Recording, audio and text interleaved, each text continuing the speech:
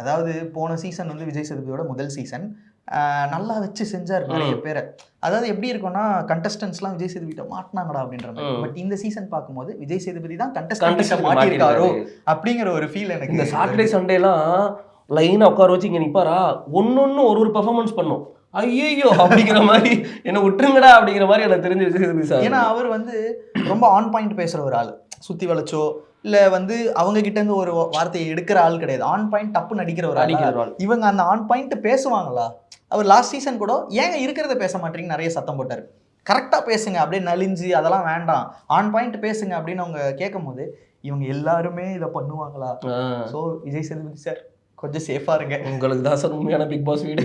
அதை சொல்லுவாங்கல்ல, உங்ககிட்ட அவங்க மாட்டல, அவங்க கிட்ட தான் நீங்க மாட்டிருக்கீங்க அப்படிங்கிற மாதிரி ஒரு விஷயம் இருக்கு. ஸோ நீங்க கண்டிப்பா நேற்று எபிசோட் பார்த்துருப்பீங்க, ஃபர்ஸ்ட் டே எபிசோட் பார்த்துருப்பீங்க. யார் யார் பிடிச்சிருக்காங்க, யார் யார் பிடிக்கல உங்களுக்கு, இந்த சீசனை பத்தி நீங்க என்ன நினைக்கிறீங்க, எப்படி போகுது அப்படிங்கறத நினைக்கிறீங்க, எல்லாத்தையும் மறக்காம கமெண்ட் பாக்ஸ்ல எங்க சொல்லிடுங்க.